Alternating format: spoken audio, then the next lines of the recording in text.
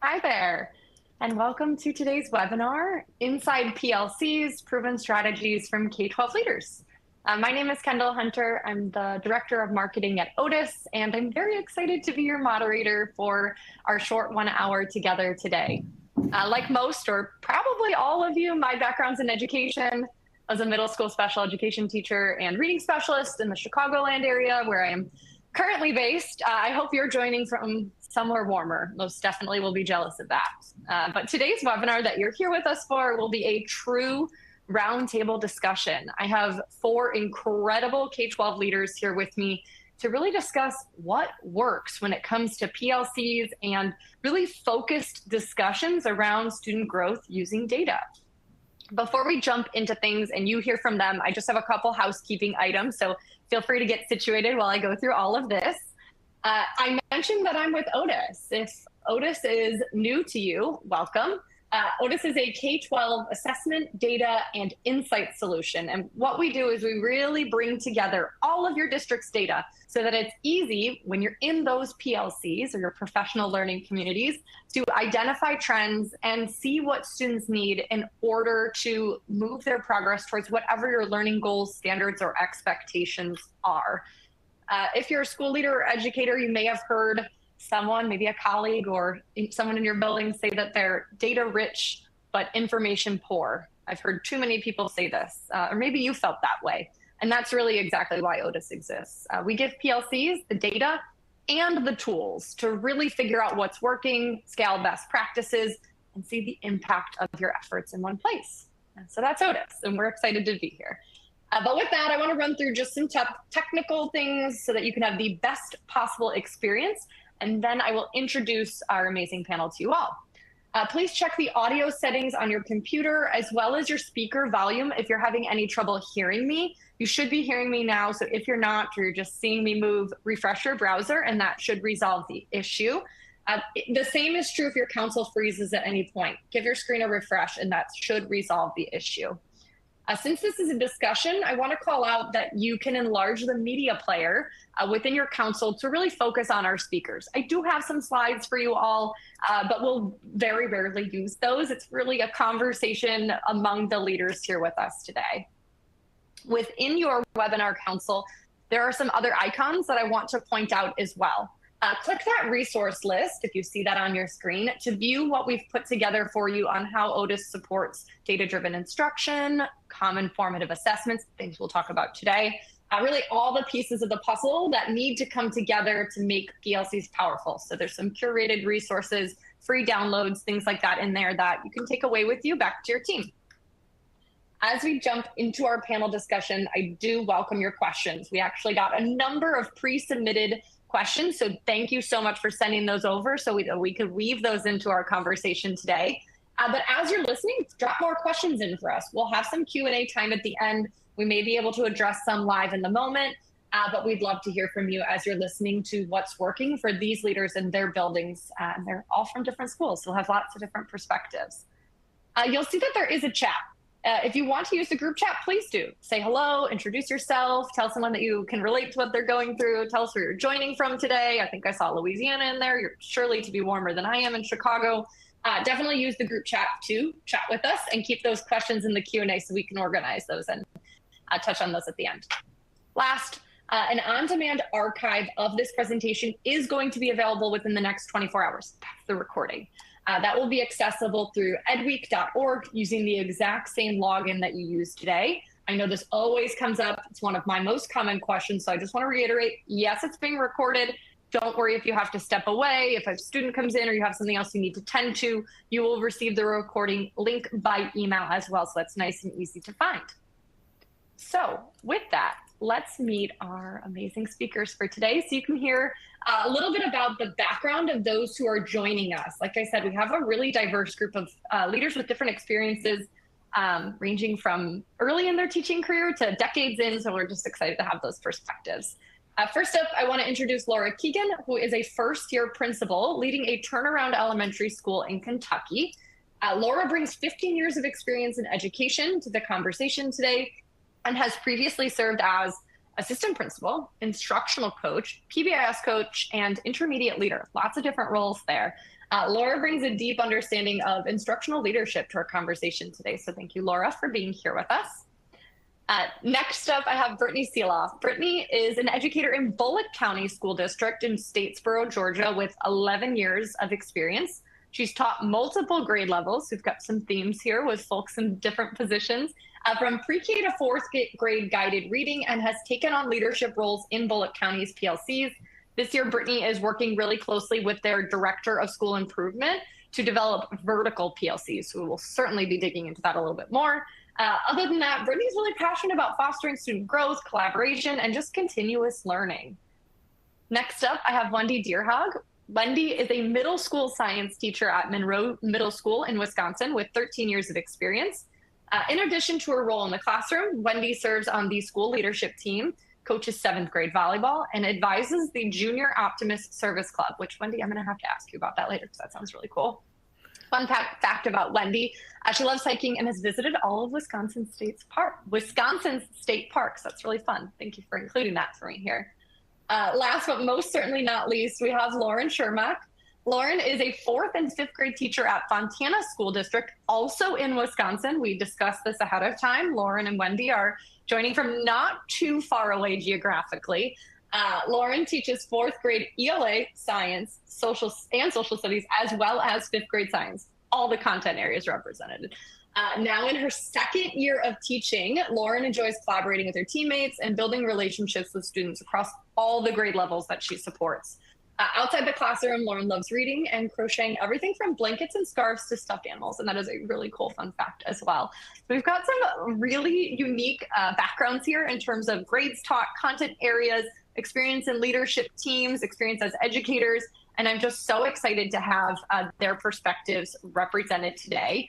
As I mentioned, this is a panel, so I do have a slide here with some key areas of focus that you're going to hear as we dig into the conversation. So what I mean by that is, what's working? Like, what are some trends that we're going to talk about that are important for you to bring back to your team? So that's really all that is. Feel free to move this media player over to focus on what the speakers are saying. But I appreciate each of them taking time out of their day to be here. And the final piece I want to give you before I open up the floor, information-wise, is just context. We're here today because there's really just so much we can learn from each other. I had the pleasure of meeting with each panelist before this conversation, and I was taking notes nonstop on what they were saying because I was like, oh, that's so good. Thank you for sharing that with me. A new book recommendation, just so much we can learn. And PLCs exist for the exact same reason. So we can learn from each other, share ideas, brainstorm different ways to support students and keep engagement high. And if we don't have these conversations right here to talk about what's working, how can we improve? So that's why we're here today. And I am really looking forward to hearing from each of you around what's working. Let's jump into it. I am going to start with Laura. Laura, would you mind starting us off by sharing where your school is at with PLCs? I know you had mentioned when we chatted previously that this is a new model under your leadership at the district that you are working at. So I'm curious if you could just start us off by telling us why you brought PLCs to your new school and what the process has been like so far this year. Yeah, so I came on board to my new school in the first week of July. So a little bit of a late start to begin the year as the new principal. And I conducted just teacher open conversations with all of our teachers to just kind of get a feel for where the school was. And one of the commonalities in what the teachers were sharing with me was that their concept of PLCs was very much just a mini staff meeting / planning. They were not using data to inform instruction or decisions that were being made, and there just wasn't really a true understanding of PLCs. So I kind of laid out a year-long long-range plan for introducing the different concepts of PLCs every month to the teams, which also gave me the freedom to kind of meet teams where they were. Some veteran teachers who had been at other schools had a better concept, an idea of what PLCs were, whereas some did not. So we're right in the middle of doing the long range plans, and our goal is to be able to have our first official fully implemented PLC in late March or April. Thank you for sharing that. I love that you did a little bit of an audit, right? You said meet teachers where they are. How Hmm. cool is that that you kind of scaffolded, I mean, truly the same way you would for a class of students, but with your staff, you kind of said, like, these people might be my cheerleaders for the PLCs. This group might need some PD. So that is a great takeaway. I saw a chat from Dr. Diana, who was kind of asking, how do we establish this? And it sounds like your method, assess where people are at, to see, what the model framework looks like, and then figure out what we need to do next. Is it a team meeting? Are we using data? What do I want these meetings to look like in the future? So that is good advice. Thank you. Wendy, I'm going to toss it over to you. I know when we read your bio, you have nearly a decade at Monroe, your school district in Wisconsin. I'm sure you've been part of many initiatives over the last decade. You mentioned a few different roles you've been in. Can you tell us more about when and why PLCs were started at Monroe, and then maybe how the initiative has kind of grown in terms of the scope and focus over the years? Sure. We kind of started PLCs about 10 years ago, and we had already had some professional development time set aside. So I think that was really helpful in really like setting the tone for what our PLC process and structure looks like in Monroe. So we have every Friday, the students get out at 1:30, and then we have from 1:30 to 3:30 to work with our departments on the PLC focus and the process. And not that that's the only time dedicated to PLC. And we have conversations often, like throughout the day, about how students are doing on certain assessments. But that time really provided us with the structure to set the tone. So when it first started, we had a large group of our teachers and admin attend the PLC conferences. So they have them all over the United States, but we, obviously go to local ones in Madison or Minnesota. And so we get to hear from different people and what's working in their districts and take away what we can. So that's been really cool. And then just focusing on the 4 questions, right? Like we started with, what do we want kids to know? And so we looked at unpacking our standards and making sure everyone in the department is on the same page about what are we wanting kids to leave each grade level with? And then how do we know that they know it? And then we spent time developing the CFAs and working on that. And then we spend a lot of time every week just looking at our data and saying what's working, what's not working, how can we make improvements? Thank you for elaborating on that. I love that you called out the 4 PLC questions. And I'm kind of, as you all are talking, thinking about the questions that school leaders who are here need to ask themselves around their PLC structure. From Laura, I heard, what's the difference between a mini team meeting and a data-driven PLC? Quite a bit, but that's where you start with her, with that assessment of where you're at. And then you shared the PLC questions. What do we want students to learn? How will they know they've learned it? How will we respond to them if they don't? And then how will they respond if they do? If you're thinking of how you can kind of get this started, honestly, to your point, Wendy, those questions was that a big guide for you all? Did that kind of guide how you structured the meetings, those questions?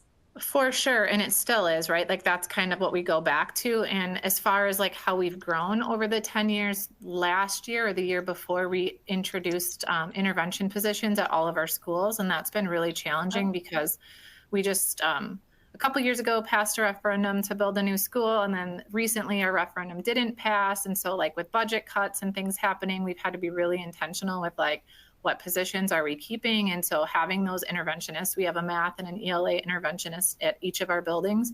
And that's really been part of our process. And then also building in a time during the day that we call flex, where we can offer intervention for like tier 2 out of the classroom, essentially. That's super helpful. And you did touch on this, but that dedicated time piece, as we hear from the others, I'm sure is going to be a theme that we have to touch on, right? From a logistics standpoint, how can we collaborate if we don't have common time? So I love that you all shared that. Before I toss it over to Lauren, I do want to go back to Laura and just answer a question that we had from Sally, if you don't mind. Sally was wondering, Laura, how did you figure out like the topics that you were going to introduce each month? Is there anything you can share more around that professional development component of helping your team kind of expand upon their learning monthly? Yes. So we started with teacher clarity around standards and how to decompose the standards to write learning intentions and success criteria. And that takes some time. Then we talked about quality grade level text in the hands of kids. We moved on to, if you've not looked at the new teacher, the TNTP for assignment analysis, it's a protocol. You can Google it, it's free, TNTP, the new teacher project.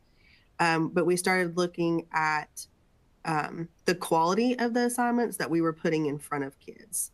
Then we moved into, right now we're doing creating formative assessments through Otus, that they're common formative assessments, because what I was seeing in walkthroughs was not everybody was on the same page or even the same standard at the same time. And it should not be cookie cutter per class, but we should be relatively on the same standard.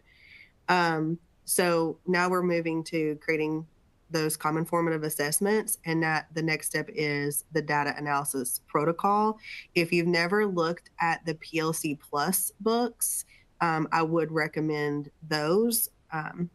That's kind of what I'm using to guide us. And then the state of Kentucky also has what they call key core work processes, which are steps to kind of also ensure the quality of the instruction that's being provided.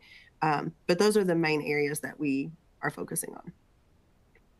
Thank you. I appreciate you calling that out. And I looked up that book after we chatted, and there was a lot of good information in there. And it just kind of reiterated for me that like this can feel daunting, but there's so much out there that we can borrow. You mentioned the free website that you can go to. So you do not need to reinvent the wheel. There's, proven frameworks to support what you want to implement and really build off of that. So thank you for elaborating on that. Lauren, I want to toss it to you and start to hear about being a second-year teacher. What has your experience with PLCs been like?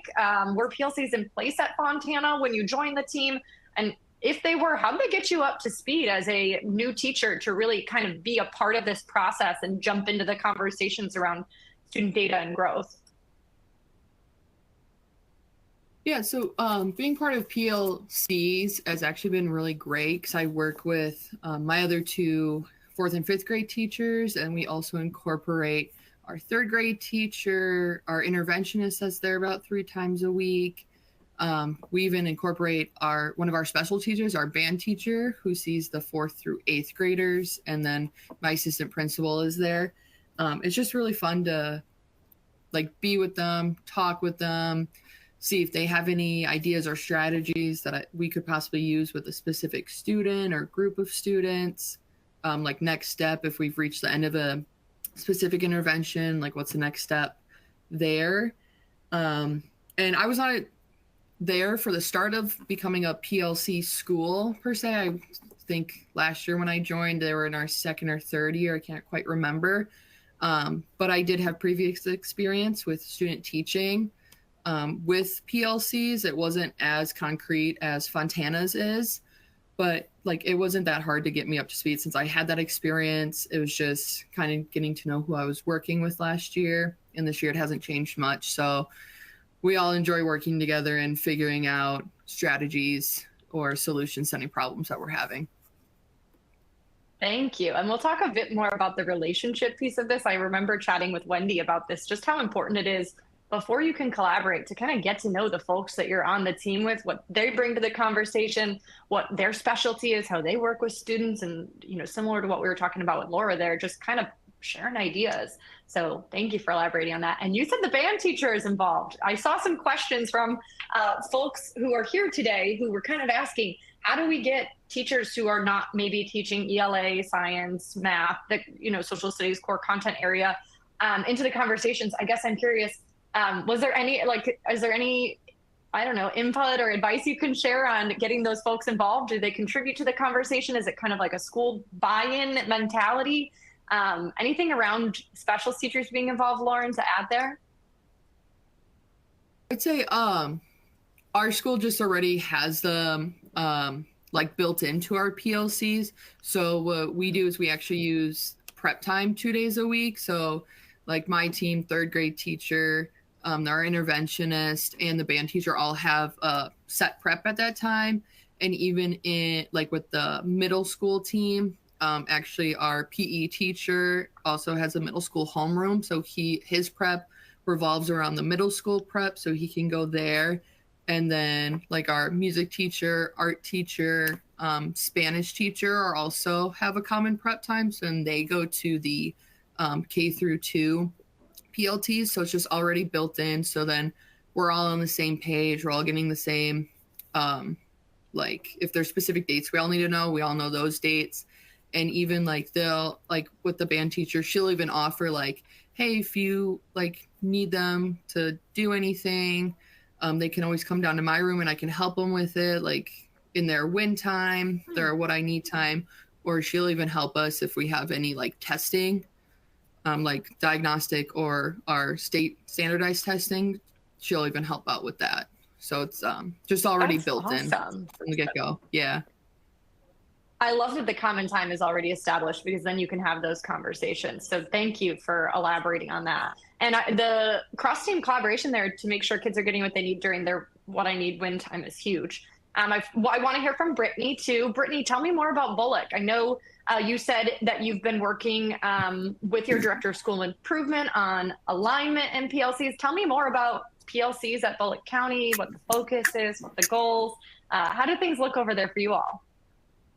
So we're really digging into teacher clarity. We had new math standards roll out last year. So math teachers, if they're departmentalized or if not, they are a little bit further along.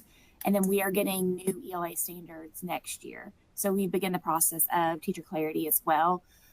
So we're kind of pulling in that. We're doing that as a county level, and we're pulling that back into our PLCs. Math is a little bit, like I said, further along because they've had the standards, like they've been pulling out the vocabulary and all learning targets for the last couple of years. But mainly what we've been doing, granted this year it's a little different since our old ELA standards are on the way out and having new ones come in. We're looking like what we're going to be doing and like kind of coming up the map and an outline of that. But we're still checking in with like common assessment, data analysis, making sure we have common assessment protocols. If you have new members on the team, making sure everyone's giving the assessment the same way. If everyone's giving it differently, it's not really a fair baseline to see how our students are doing. So we've been doing a lot of that. We also do a lot of iReady. We do it at the beginning, middle, and end of the year, and we pull in those data and kind of pull those data points and look at guided reading levels and last year's our Georgia Milestone, our state assessment. We pull those and kind of compare and see, okay, they're doing well in this. Okay, what they didn't do so well in this, why is it? Having those important questions. And then, like you said, those questions before, Wendy, we have a PLC summarizer that's countywide. It might be tweaked a little bit per school, but they have the same like prompting questions to make sure that we're, following the PLC protocol. Thank you for elaborating on that. I am curious about the standards. Is that because the state implemented new standards? So now you all go back to the assessments and realign? Or did you all adopt, like move from Common Core to state, or can you elaborate on the standards switch? So the math rolled out last year, and there weren't a whole lot of changes, but there were some of like maybe one standard now went to a different grade level, or the depth of it might be a little different per grade level. So it did change assessments for math. And for ELA, it is much more intertwined. So we're having to take a very different approach, and really rethink how we've structured our blocks, our assessments. So we have a lot of work ahead of us. I think most of us are excited because we think it just naturally flows better now. But it is going to take some mind shift changes. I appreciate you elaborating on that. I really asked because I think it kind of goes back to the philosophy that we bring to these PLCs. And I love that you said y'all are kind of excited about, the changes and how that might affect what you're doing in the classroom, because this really is just an iterative process that we continue to build on, right? Like the work is never done. It's just different or gets better as we get more information or better aligned. So I appreciate your excitement for kind of going back to the table and saying like, no, this is a better fit here. So we've talked a little bit about what the PLCs look like. We have gotten some questions around like who's leading these meetings? Where does the responsibility fall? So I kind of want to switch gears into that collaboration, ownership, some logistics here as we move forward. Laura, sorry, two similar names here throwing me off. Laura, as a building principal, what do you think what's the role of leadership in PLCs from your perspective, both in your building, within PLCs? Are you kind of doing all the prep work to bring the meetings together? Are there team leads who step in? How does that ownership of leading meetings look at your school? So I'm currently leading the PLCs as we are growing and developing in all of these areas. But the ultimate goal is that the teacher should be leading their PLCs. If you look at the PLC Plus book, it actually has suggested roles for every member of the team, and that those rotate. So they have what's called the activator for the PLC, who kind of helps the conversation during that time to move forward in the right direction. And so the ultimate goal is that each person on that team takes a turn in that role. Someone else had asked about the instructional practices, and PLC Plus also discusses that as well. I'm not a spokesperson for the PLC Plus model, but it is been really beneficial. We used it at my previous school as well. But there are parts of those conversations where when we look at formatives, if one teacher's formative is better, to ask her or him, what did you use? What were you doing? Your data looks great. Can you share it with the team? And then in the PLC Plus program, it also has where we look at the data and one person is the researcher and they go back and research an evidence-based practice to bring back to the team to address the deficits or challenges that were identified in the data. Wow, thank you for elaborating on that. That actually touched on a question that we had come in around that reflection on the instructional practices. And I don't know, we both might be PLC Plus spokespeople after this, because that kind of touches on everything that folks are wondering about here. When you have those clear roles, I liked that they had names too. I always think if like nobody identifies what they own, then nobody owns it, right? Like we have to have a set role to actively collaborate together. Otherwise it kind of just gets passed through the ranks of like, well, maybe Wendy's doing this week, maybe Joe's doing it next week, who's doing it, I don't know. So I love that you shared that.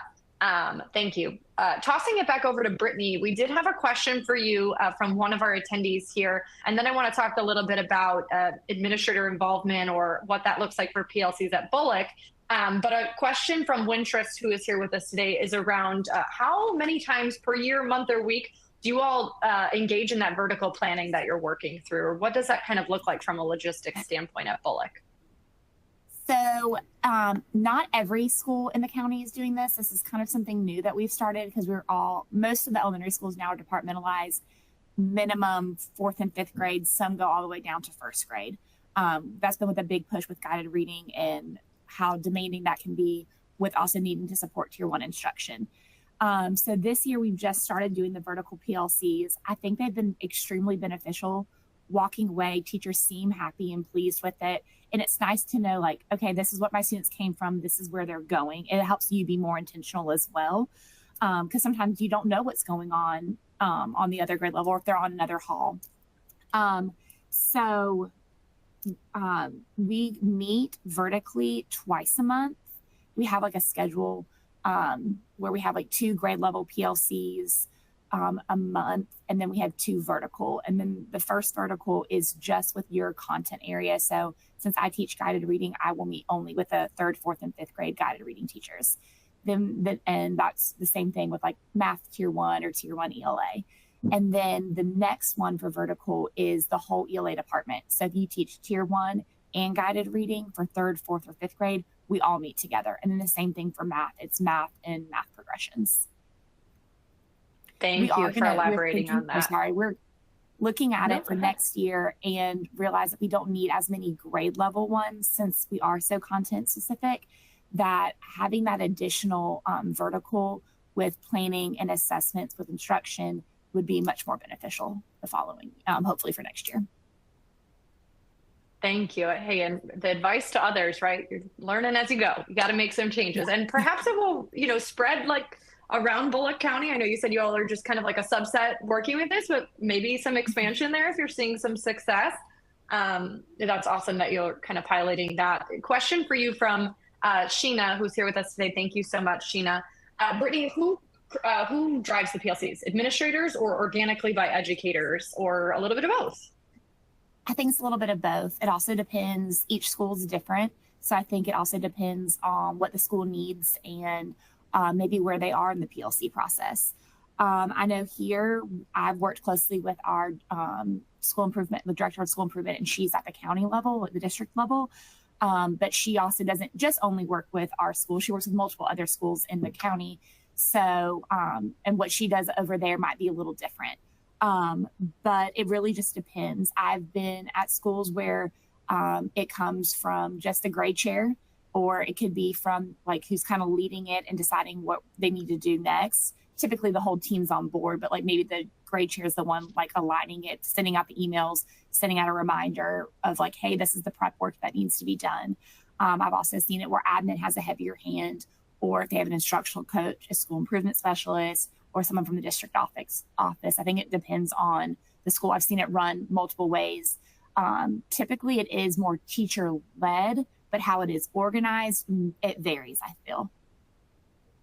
That makes sense. And it kind of echoes on what we heard from Laura around building up the capacity of teachers first before just kind of throwing them in and expecting, meetings to look a particular way, building capacity through professional training, books, whatever you can do to kind of build up their capacity, and then slowly release it over to those who are in the weeds of the data.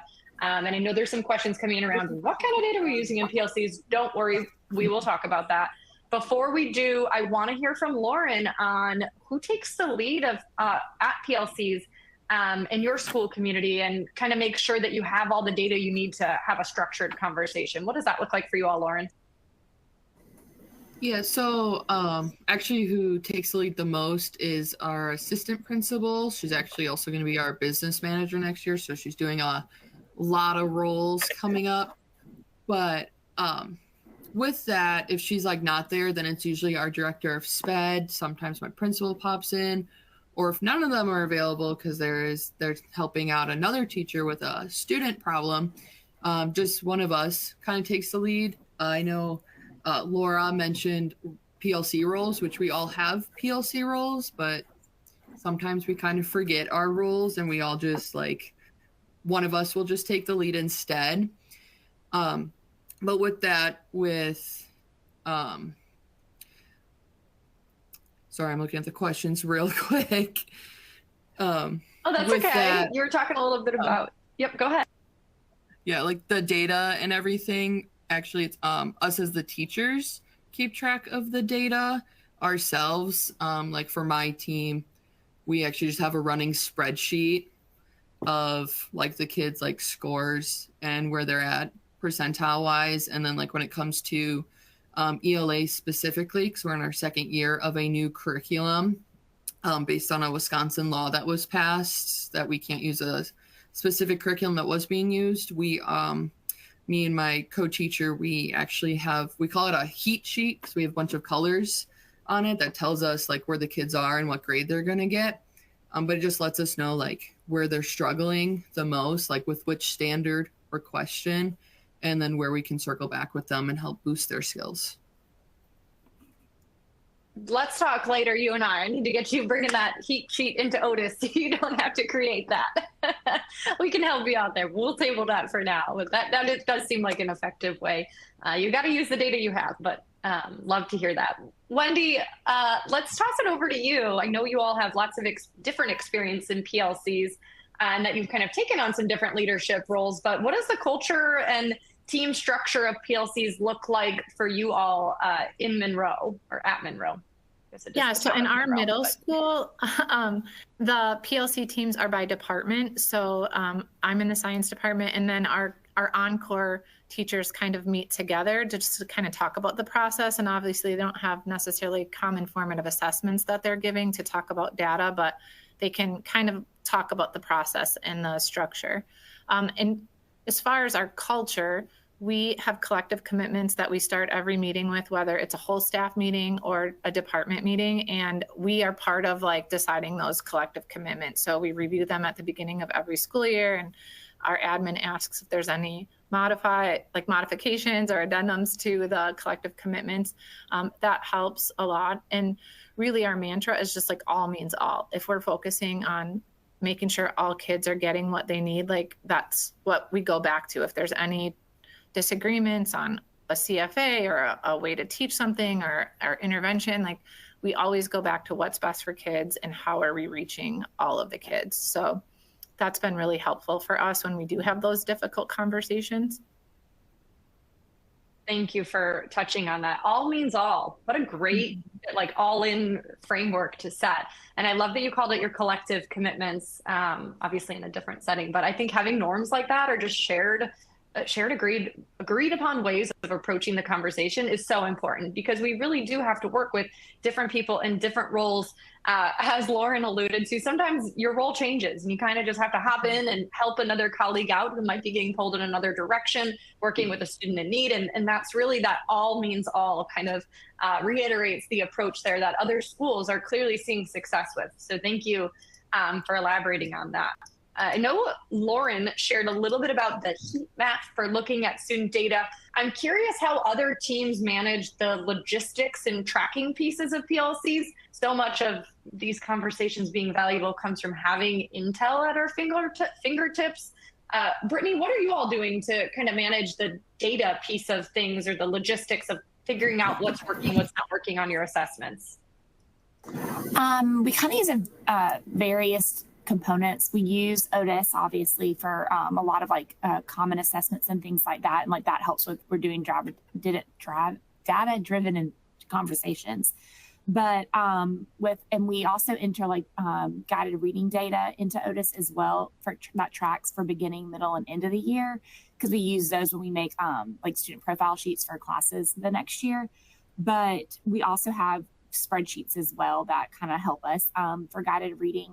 We have in Google Sheets a tab for each teacher, and they put in their guided reading data throughout the year. And we have like progress monitoring checkpoints as well. So that way it's like ongoing. But it's also nice when we enter it into Otus, because if a student transfers within the district, I have access to their scores, which has been really nice, because in years past when we've done guided reading, we haven't had that. I couldn't see it. So now I was starting all the way from the beginning of the assessment process with a student.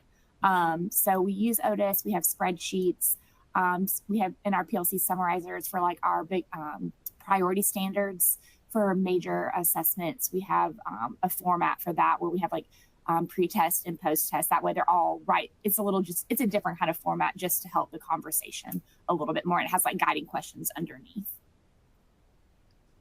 Thank you for elaborating on that. Sounds like you got a couple different places that work for you all. And correct me if I'm wrong, on the guided reading, is that typically like your tier 2 tracking of students, or students with like more specialized needs, or do all students participate in guided reading?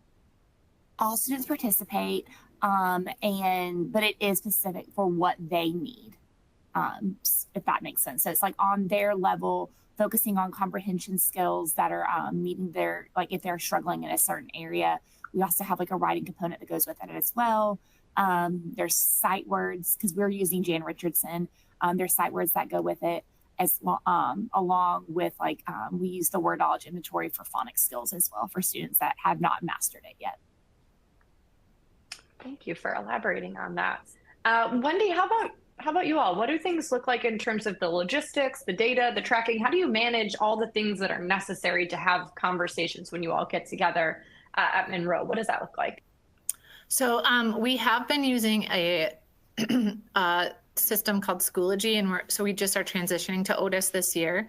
And I think they have a lot of similar features, but what's been nice is we've all had access to each other's classes so we can see the data. And honestly, in our science department, it'll be like, there's only 4 of us. So the 2 ladies that teach downstairs, if they give a quiz first, they will like send us an email and say, hey, our students really struggled with number 4. Here's why we think so.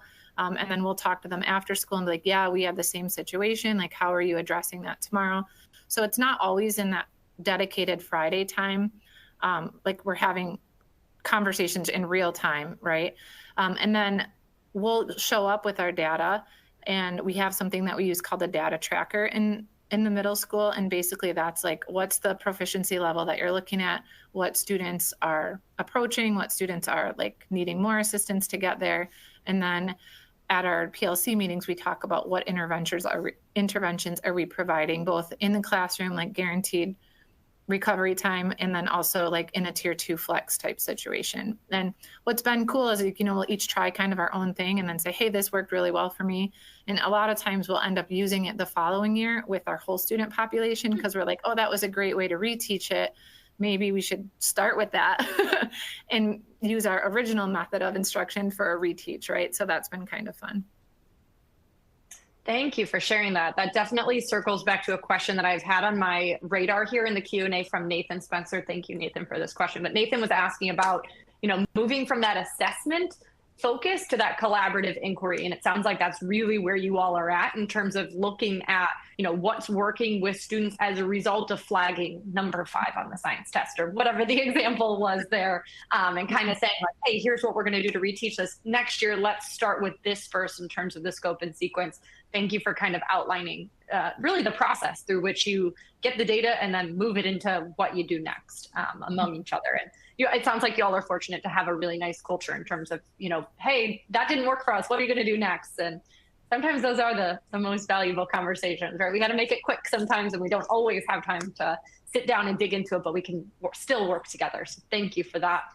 Laura, I know you all have been deep in this data process, building assessments. Can you talk us through a little bit around, and if you don't all have a protocol in place for looking at data yet, I'm just curious kind of where y'all are at in terms of the tracking logistics of data assessments and what you will focus on for the data-driven instruction component at your school.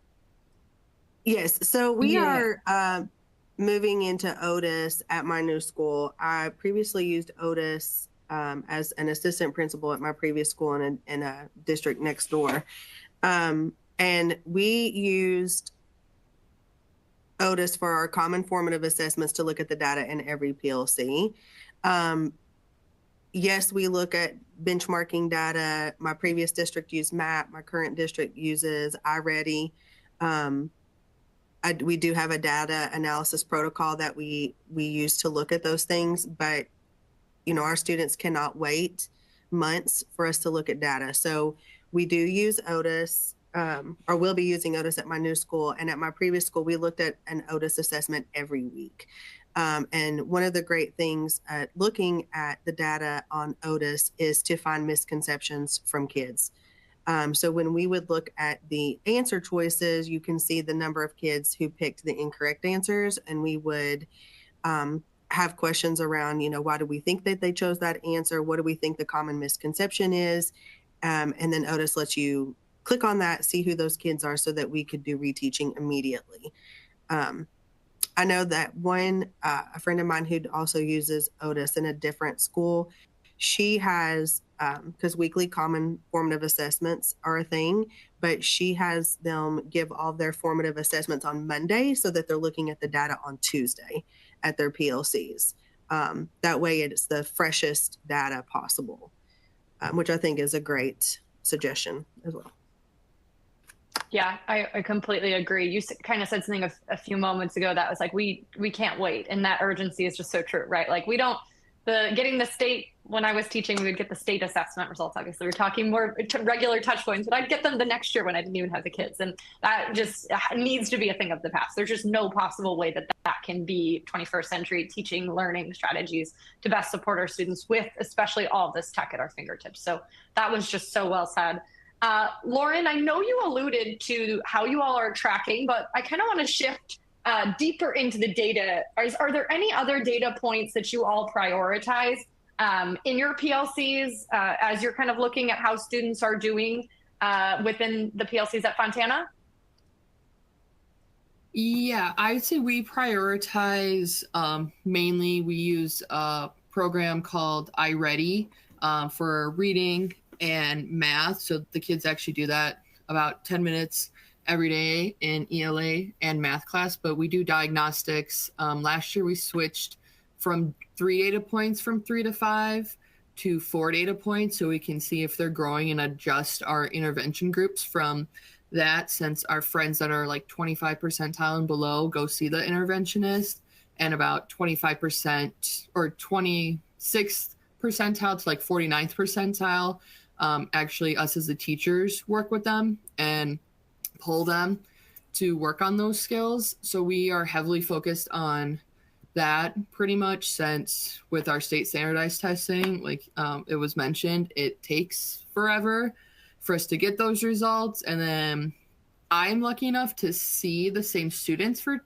2 straight years, but it's like those standards are a little bit different from 4th grade to 5th grade. So it's like, how can we really still hit the students when the standards shift and that's their data from last year and they've grown and learned more?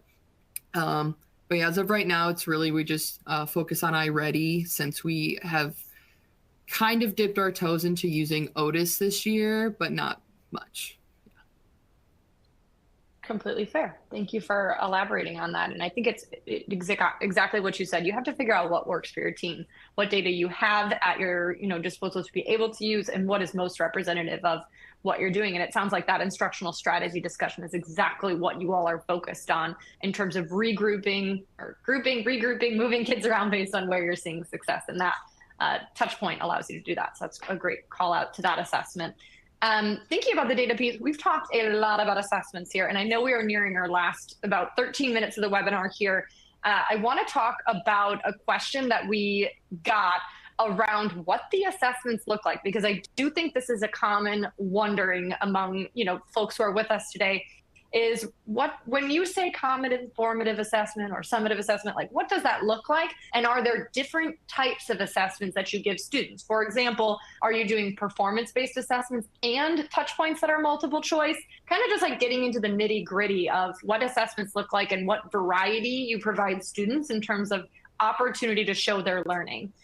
Wendy, with kind of all that context I shared in mind, would you mind elaborating on what your science department's approach to a variety of assessments is, and maybe share what they look like, if you don't mind?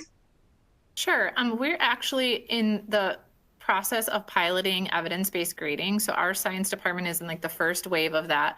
And so we're revisiting all of our formative assessments and our summative assessments, essentially to look at it more as a skill-based learning opportunity or check-in, like, hey, where are you at with this skill? So we have 3 skill buckets in science. One is data analysis, one is sense making, and then another is critiquing practices like writing.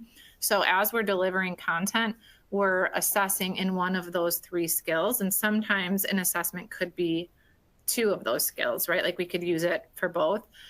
So an example might be if we're teaching phases of matter and what's required to change from one phase to the next, we might give a scenario where someone is confused and say, hey, like, can you help correct their understanding using proper science vocabulary? And so as a department, we set a rubric, like how are we going to score that? So we kind of calibrate that ahead of time, and then we provide feedback. Sometimes we grade each other's just so that way we're not looking at like, oh, but this kid could, do this, or, and then that way we're making sure that we're all being really consistent.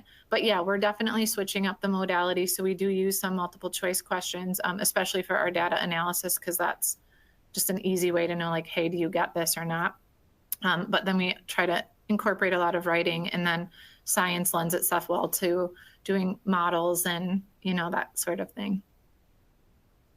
Got to get hands-on there, depending on the content area. That, of course, is important. Thank you for elaborating on that. I love that you said multiple modalities, right? Best practices. There's going to be quick temperature checks, quick, of course, every once in a while you're throwing in an exit ticket that has that simple types of questions, but then, you also have to demonstrate your learning in other ways. So thank you for elaborating on that. Yeah. Brittany, what about a bullet? Oh, go ahead. Yeah. I was just going to add, for us too, when we started this process, we really made sure that our formatives were focused on one learning target or one standard that we wanted to assess, because then that way we could identify really quickly students that were struggling, rather than giving an assessment that had multiple standards or targets, because then it was more difficult to kind of like pull out, do they need this? Do they need that? So that really helped. And then less is more sometimes. So like, rather than giving a 15 question assessment, we might give a 2 question assessment and be like, okay, where are you at with this? It really is a quicker way to identify what kids are struggling, and they actually appreciate it too. Absolutely. Over testing a kid. Yeah. 2 questions. Yeah. Hey, that's show what you know. I love that. Brittany, I know you mentioned previously that you all are really invested in some of that pre and post assessment data, as you should be. I'm curious how you all approach common formative assessments in Bullock with that pre and post assessment data in mind. Is it the same assessment students are taking twice? What does that assessment cycle look like? And then if there's any like iterations that apply as a guided reading teacher that you want to share too, I'd just be curious from your perspective, kind of working cross-functionally. When I taught math, we did give the same assessment. It was also in lower grades. And so typically by the time you got done with the unit, they did not remember the exact numbers. I mean, adding and subtracting with and without regrouping is kind of the same concept, you know. So we just gave the same assessment just to make it a little easier on all of us. And we also got to look at the way the question was formatted, or if they had to do some writing with the solving of the problem, is that what was hanging them up at the beginning? And then, so we know we need to really dig into that when we're doing instructional time. So that's kind of what we're doing. That's what we've done with math. For reading, I think it's a little bit different. You don't want to give the same exact passage. So we have had some different pre-assessments than our post-assessments, but we make sure they're aligned and the questions are pretty similar. It's mainly, again, like we all know, just to guide us in our instruction. And that's what we tell our students all the time. Like, we don't want to waste your time. Like, if you know it, let's move on. Let's go or dig in deeper instead of hitting that surface level if you've already mastered it. Guided reading is a little bit different. We follow their protocols on how we give those assessments. And we have done like temperature checks with each other of like, we'll all sit down together and give a student a running record and see how they did on it and how we scored them, and, you know, make sure that we're all doing it pretty similarly. But it's just very different than a tier 1 setup, especially because they're not the same. It's not the same passage you're reading on different levels. There's questions that already go with it. And that's more done at, we have like county expectations for that with guided reading. So it's a little bit different than the tier 1 assessments. Thank you for elaborating on the differences there. I do think that's really important. Laura, as the pioneer of your district in building out those CFAs, I think you had said that the testing window or the first round of it might have just started. So I'm just, first of all, curious, how did it go? And then we did get a question that I think was for you. It was, how do you follow through to make sure that teachers actually administered the assessment and then share the data with others? Laura, would just kind of love to hear your thoughts on that, as the first round, I think, is just about. I'm sorry, are you saying Laura or Lauren? Yes, Keegan, Laura Keegan. I was asking you how your first CFA went, and then how you make sure people gave the assessment was a question we got, which I think was applied. Yes, so we've actually had snow days the last 2 weeks. So they are hopefully going to give their first common formative assessment on Otus if we return this week or next week. So we're a little behind on our long range plan due to weather. But we had we had our first in-person Otus training 2 weeks ago. And I think that was really beneficial to our team. They are excited because they are seeing the benefits of making an assessment, everyone sharing it, and then creating a bank for years to come. We also we'll be giving our common formatives over one standard to track the standards mastery progress. And then for our summatives, it will be multiple standards based on the pacing guides from our district. If I think that answered that question, I'm sorry. It did. No, for sure. It did. I think that's exactly what they were kind of wondering there. And a little bit of a snow delay. These things happen. But as I was telling you earlier, I was surprised to hear snow in Kentucky, and that is not surprising. As it turns out, y'all have had a lot of snow this year. So I hope you all get back in the building safely soon. I know we are nearing the end of our time here, and we did get a question from one of our panelists, Gina Weaver. Thank you, Gina, for being here with us around just, hearing the name Otus. What does that mean? What do you all do? So I'm going to take a second to just mention what Otus is, and then I'm going to wrap up with another question that we got here from Angela. So Angela, your question is coming, and I'm going to throw it to each of the panelists. So if you see Angela's question there, you can kind of think about your response. I think it's a really good one to kind of bring us home here at the end of our hour. But if you haven't heard of Otus, we are a K-12 tool that really brings together all of the school district's data into one place so that you can make data-driven decisions. And what I mean by being able to make data-driven decisions is I mean seeing all of your data, even those common formatives, summatives, project-based learning assessments, whatever it may be, side by side with all of your other district data, state assessments, behavior, attendance, whatever you use on students, having that in one place, being able to create reports to figure out who needs support. So tell me the students who are, as Lauren was talking about before, they have percentile thresholds. Tell me the students at a level who need help. And you identify what level help means, or maybe extension. And then the ability to take action. It's obviously such an important part of data-driven decisions is deciding what kids need. So whether you're implementing, maybe we talked a little bit earlier about reading, so like early literacy support, personalized learning, or scaling the supports that you implement through MTSS. There's plans that are collaborative in nature that you can create for students to go all in, as we heard before, the school mentality of we're all in it together. That's what you can do with these collaborative progress monitoring plans. So there are a number of tools in Otus that really align with everything we talked about here. I don't want to monopolize the remainder of our time, but if you want to get in touch and learn more about either the ways we can kind of bring together data for you or support common assessments, I guess, and that could be an and too, not an or, definitely get in touch. We're at otus.com, otus.com. But with that, I have one more question for my panel here. Angela, thank you so much for submitting this and for all of the great engagement throughout. I'm loving the questions that came in. This audience today is fired up around student data. Angela's wondering, how do you get families involved to support the goals of what you're doing in PLCs and reinforce what students are learning at home? So putting, your processes aside, your team meetings aside, like how do you get families involved so that they know what students need to work on as a result of what you're working on with them at school? Lauren, did you want to start us off? What does family engagement look like for you all? Yeah, I can start us off. We actually have a pretty nice community, and the families are very involved in their students' learning. I'm trying to think. I would say we really only contact parents if there's any issues we're seeing with students. Otherwise, we see them at conference time. But outside of that, we also do communicate with parents if we are worried about their students' learning levels, where they are based on this iReady diagnostic, and also what we're seeing in class based on their homework, formative checks, exit tickets, or even our end of unit tests. That's when we really get concerned, is when they're not understanding or grasping the concepts and we have retaught it to them and it's still not going well.